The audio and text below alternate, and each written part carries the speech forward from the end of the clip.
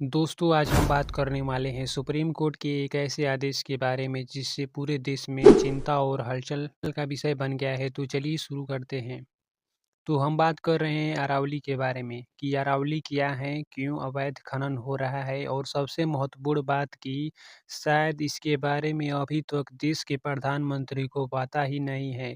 अब आप लोग ये मत कहना कि देश के प्रधानमंत्री तो नेहरू जी हैं, नहीं नहीं, बल्कि नेहरू जी को रोज याद करने वाले देश के प्रधानमंत्री नरेंद्र मोदी जी हैं, जो कह रहे थे कि मौसम का मजा लीजिए, ये जानते हुए कि दिल्ली में कितना प्रदूषण है। एक्यूआई 900 से नीचे उतरने का नाम नहीं ले रहा है। पता नहीं कब तक ये जनता को मूर्ख बनाना छोड़ेंगे। और बात करते हैं सुप्रीम कोर्ट के उस आदेश के बारे में जिससे डर का माहौल बना है। हाल ही में सुप्रीम कोर्ट ने अरावली की नई परिभाषा लोगों के सामने प्रस्तुत की। इस नई परिभाषा के मुख्य बिंदु निम्नलिखित हैं। अरावली पहाड़ियों की परिभाषा: स्थानीय धरातल से 100 मीटर या उससे अधिक की ऊंचाई वाले भूभाग को ही आधिकारिक रूप से अरावली पहाड़ी माना जाएगा। पर यहाँ पर सवाल यह उठता है कि सुप्रीम कोर्ट ने यह नहीं बताया कि इसकी ऊंचाई मापी कहाँ से जाएगी। अगर रेलवे स्टेशन पर जिस तरह लिखा होता है कि समुद्र तल से लगभग 80 मीटर या 120 मीटर ऊंचाई पर स्थित, उस तरह मापा जाता तो समझ में आता, क्योंकि सारे समुद्र आपस में जुड़े हुए हैं जिससे उनका तल कांस्टेंट बराबर रहता है और मापने में कोई दिक्कत नहीं होती। लेकिन यहाँ 100 मीटर ऊंचाई का रूल बनाकर गेम कर दिया गया है कि भू आकृति से 100 मीटर ऊंचाई वाले को ही अरावली माना जाएगा। इसलिए भविष्य में अरावली पहाड़ियों पर खतरा बढ़ जाएगा। तो चलिए एक उदाहरण से समझते हैं। मान लीजिए किसी पहाड़ी की ऊंचाई 100 मीटर है। अगर उसमें कचरा भरकर उसकी ऊंचाई कुछ मीटर कम कर दी जाए तो वह 100 मीटर से कम रह जाएगी। ऐसे में वह कानूनी नियमों के दायरे से बाहर हो सकती है। इसका फायदा खनन माफिया उठाकर वहां अवैध खनन कर सकते हैं। अरावली पर्वतमाला की परिभाषा: यदि 100 मीटर से अधिक ऊंचे दो या दो से अधिक पहाड़ एक दूसरे से 500 मीटर के दायरे में स्थित है तो उनके बीच के क्षेत्र सहित उस पूरे समूह को अरावली पर्वतमाला कहा जाएगा। खनन पर रोक: कोर्ट ने नए खनन पट्टों पर तब तक के लिए रोक लगा दी है जब तक कि अस्थायी खनन के लिए विस्तृत प्रबंधन योजना (MPSM) तैयार नहीं हो जाती। वैज्ञानिक मानचित्रण: अरावली के पहाड़ों और श्रेणियों को भारतीय सर्वेक्षण विभाग सर्वे ऑफ इंडिया के मानचित्रों पर अनिवार्य रूप से अंकित किया जाएगा ताकि सीमाओं को स्पष्ट और कानूनी रूप से लागू किया जा सके। विशेषज्ञों की चिंता: पर्यावरणविदों और कुछ विशेषज्ञों ने चिंता जताई है कि ऊंचाई आधारित यह परिभाषा हरियाणा और राजस्थान में अरावली के लगभग 90% हिस्से को सुरक्षा के दायरे से बाहर कर सकती है, क्योंकि अधिकांश संरचनाएं 100 मीटर से कम ऊंची है। लेकिन अब तो इसकी परिभाषा ही बदल दी गई है जिससे लगभग 90% अरावली पर ही संकट मंडरा रहा है।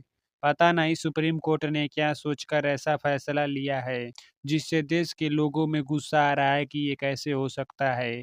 और बात करते हैं सरकार की, तो ये अमीरों के इशारे पर चलने वाली सरकार है और उनको 1 रुपए के हिसाब से जमीन, जंगल, पर्वत, पठार आदि काटने और खनन करने के लिए दे सकती है।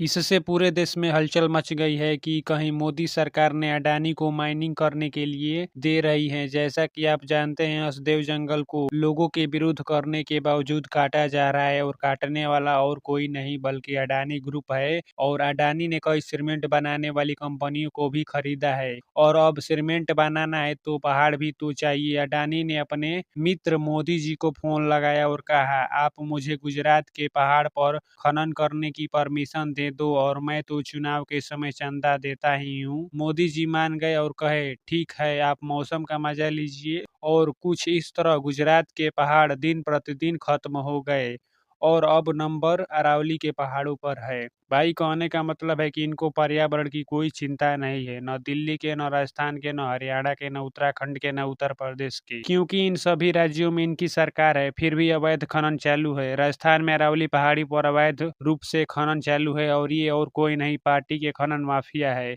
और आज से पहले भी सुप्रीम कोर्ट ने 10 से अधिक बार अवैध खनन को रोकने के लिए बोल चुकी है, कई बार बैन लगाया है, पर सत्ता में मिलीभगत करने वाले लोग रात को इसकी माइनिंग करने लगते थे जिससे अरावली की 31 से अधिक पहाड़ियां गायब हो गई है।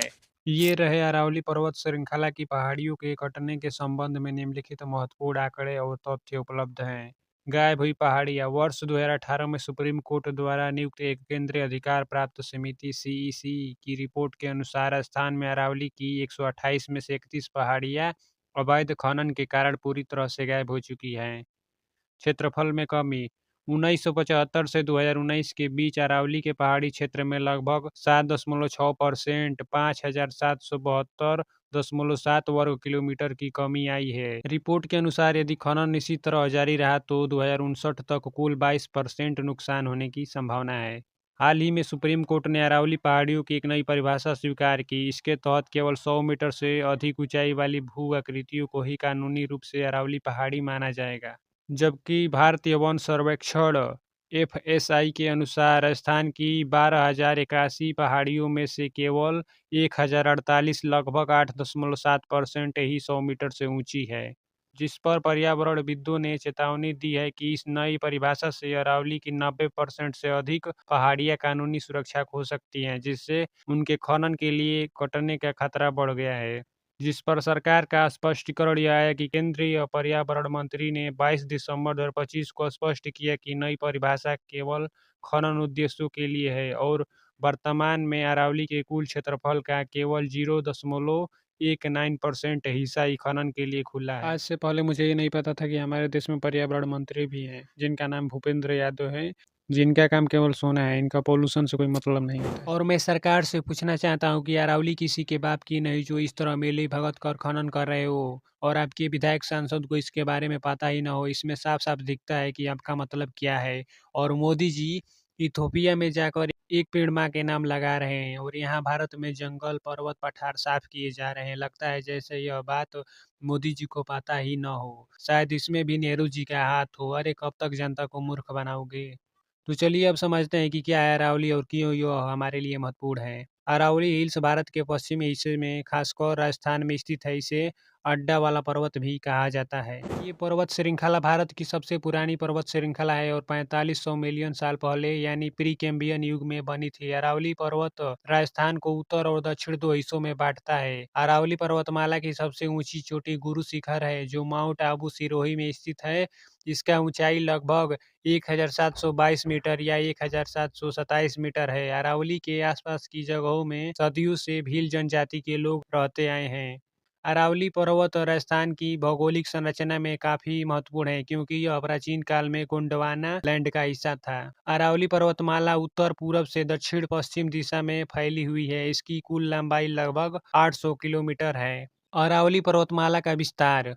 दिल्ली रिज क्षेत्र, हरियाणा, दक्षिणी हरियाणा, गुरुग्राम, फरीदाबाद, महेंद्रगढ़।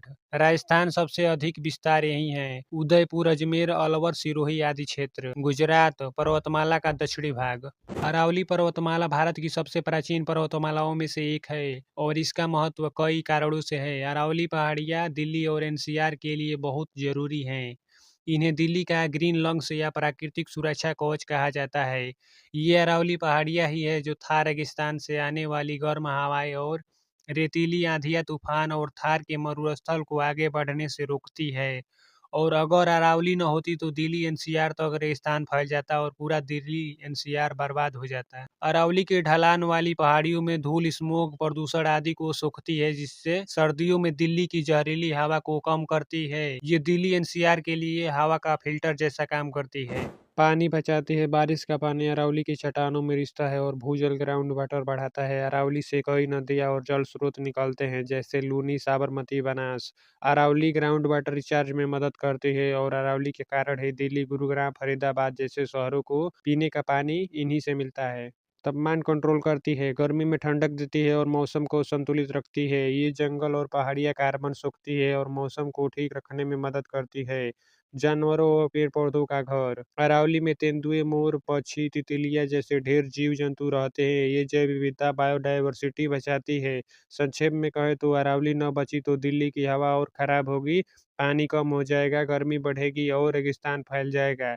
इसलिए इन्हें बचाना दिल्ली एनसीआर के लिए बहुत जरूरी है। और अरावली को बचाना केवल दिल्ली एनसीआर के लिए ही नहीं बल्कि पूरे देश के लिए जरूरी है।